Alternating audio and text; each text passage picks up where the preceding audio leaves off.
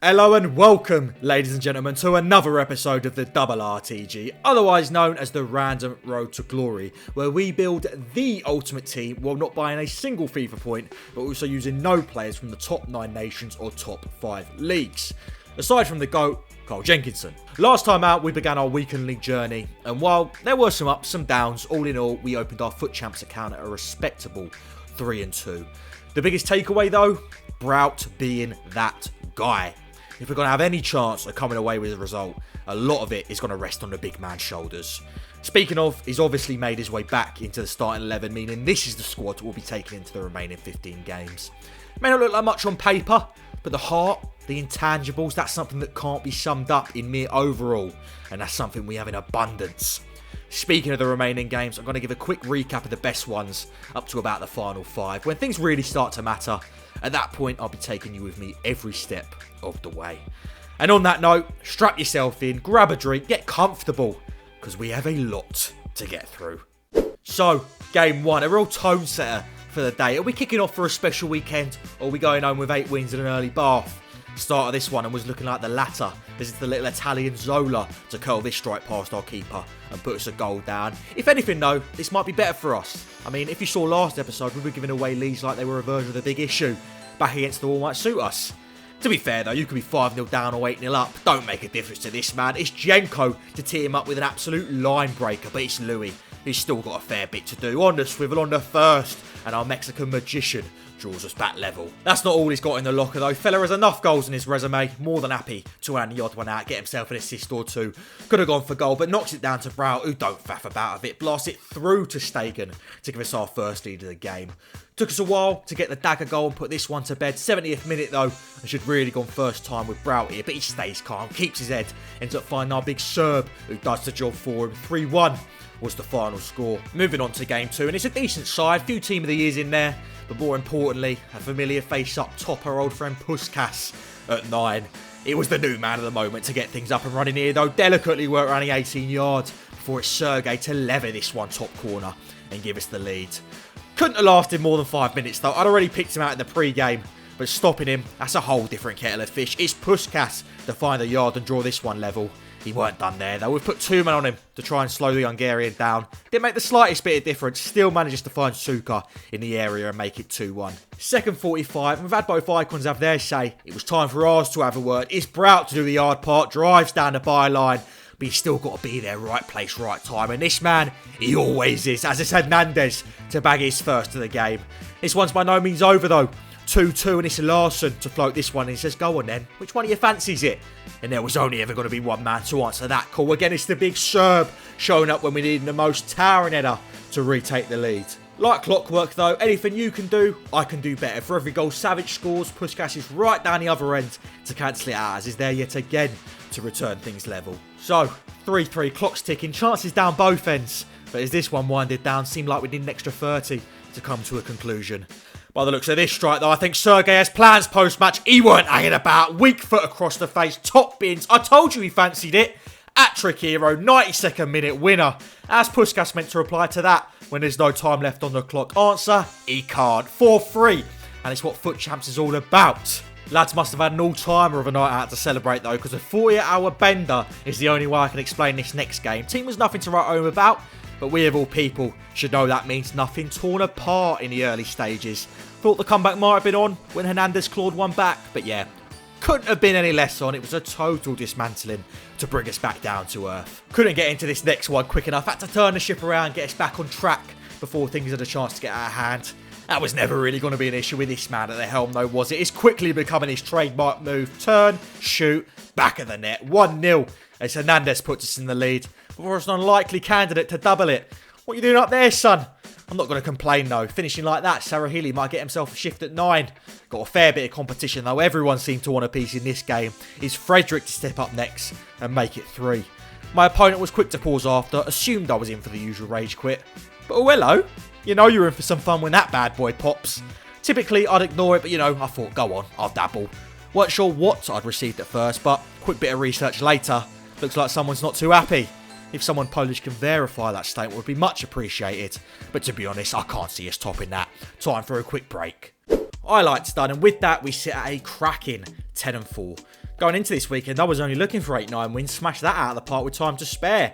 Saying that, you'd like to think with 6 games left, 11 wins is essentially a done deal. Meaning the next step, 14. It'll be a tough one, but to walk away with that on weekend 1 would be just delightful. So, with that as the goal, as always, I look at the team to see if there are any tweaks that could be made. Like I said last time though, we're not spending a single penny until we have enough for that Carl Jenkinson evolution. So instead of going to the market, I had a quick butcher at the SBCs. And well, might have just stumbled upon something a little bit special. Amare Sarah, ladies and gentlemen. I was umming and ahhing about having women players given their top leagues, maybe slightly different to the men's. May go against the spirit of this series, if you get me. But I think we're at enough of a disadvantage as is. If she ticks the boxes, she ticks the boxes. Simple as that. She would cost a pretty penny, but looking at those stats would be worth that and more. Plus, given most of the players that are available through SBCs we can't even use, we are building up a bucket load of fodder. Would be a good way to start getting rid of it. Regardless, that is a task for another day. Let me know what you think down below. For now, the team's the team. They've got us this far. I see no reason why they can't get us over the line either. Let's have it then. 6 games, 4 wins away from glory. First job at hand, though, was keeping this fella quiet. Far easier said than done. We've already got a nemesis in Mbappe. I'm prepared to add Zola to that list. He's been a thorn in our side this whole weekend, and he weren't stopping anytime soon. Gets the early goal to take the lead. Mbappe was quick to let us know he was still top of the hate list, though, just a few minutes later, doubling their tally. Before Eusebio decided to pop his name in the hat to make it 3. And yeah, 3-0 down in 13 minutes. I got the message. Called that one quits early doors to get us into game 2. Still a lot to play for, though. Which means, like I said at the start, this fella's going to have a big part to play. It's Brout to give us our first of this final stretch. Little boy's Maldini to ride the challenge. Gets the shot off. And with that, we are finally off the mark. It's the dream start that quickly turned into a nightmare with Garnacho bagging to get us back to evens before it's Zidane to make things go from bad to worse. Wanders through our defence line, they're not even there before smashing it top bins. We needed a big response, and that's exactly what we got. You can always count on this man to dig you out of a hole straight from kickoff. Refreshing to be on the other end of that equation. It's the ball over the top to Hernandez. Great first touch to take it away from his man, and he don't faff about it to finish straight down the gut to make it 2-2. So, 4 goals in less than 25 minutes of football. You'd be silly to think there wouldn't be more in this one. The only part I didn't account for, every single one would be for him. We've been absolutely torn to pieces, as in less than 10 minutes, we've gone from 2-2 to 5-2. And I give you one chance to guess how that ended up. We shake it off. We haven't half made things hard for ourselves though, but it's still possible. It can still be done. We just have to be perfect from here on out. Speaking of perfect, he does come close, don't he? It's Hernandez to give us the early lead. Takes his marker for a total mug. Dances round him before slotting it top corner. It's times like this I realise it's a simple game, football, innit? We've been overcomplicating it. Just feed your superstars and let them cook.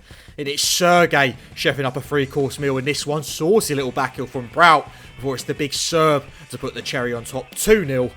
Needed one more to really put it to bed. Ended up coming from a man that's been quiet this weekend. Keep coming up with big goals like this though, and it won't matter. It's Larson to get the dagger. He did have a chance to get back into it with this penalty, but it's big save Bunu to deny the Brazilian, and that tipped him over the edge. Called it an early day, meaning the dream is still alive and kicking. Might not be for much longer though, facing teams like this. Talk about a rough draw going into game 4. Early doors, things go from bad to worse. This is Eusebio to score with the first attack of the game. Took us a while to get one of our own, but we had numbers. It's Bar to feed this one back inside. Work around the area like a game of pass the parcel, and it's Brout to win the prize. 1-1, and all of a sudden we got a bit of a game on our hands. Saying that, rest of the first half was a quiet one, but second 45 we came out the blocks firing. It's certainly not a pretty goal, but in a game like this, you take them where you can get them. It's Sergey to bundle it over the line. It was George Best to come with the quick response, but our man, he weren't done there. I've said it before and I'll say it again. Big games call for big players, and there ain't no one bigger than the serial Serb. It's Bar to float it back stick, and against all the odds, we found ourselves a goal to the good. At this point, 10 minutes to go, could sit back, could try hold on to it, but not with this man at strike. A whole game, whole weekend league on the line. But what pressure, the man is a genius. Flare strike to secure us the points. It is an outrageous finish from the Mexican, and one we needed moving into game 5. Started with 2 losses, came back with 2 wins. They couldn't, could they? Could 14 wins really be on the cards? Start of this one was looking like a firm no, unfortunately, as it's George Best to put a bump in the road. We've been here before though, and we'd come back from far worse. 2-0 down though, that's a whole different undertaking. Still, we managed to get through to half-time in touching distance, but not long after, it's Haaland from the corner. And 3-0, well, it was just a step too far. So, we finished up 12-7, gave the last game away, of course. All in all, not necessarily the results we wanted going into the final stretch of games, but if you'd offered me this at the start of the weekend, I'd 100% have taken it. Because at the end of the day, we did what we needed to do. Once we open our rewards, the real reason we're here, it will be ours. Speaking of rewards, those will be saved for next episode, of course. You wouldn't think I'd be giving them to you that easy. Which means this episode has come to an end. Thank you for watching, ladies and gentlemen. An even bigger thank you for the support over the last week or so. I think I ended episode 5 thanking everyone for like 100 subs. Now I'm touching 400. It's outrageous. Don't know how I've got here, but seems like you lot like it and I love playing it. So we're going to the very end. And on that, I hope you have a lovely day, whatever it is you are doing. And as always, I hope to see you next time.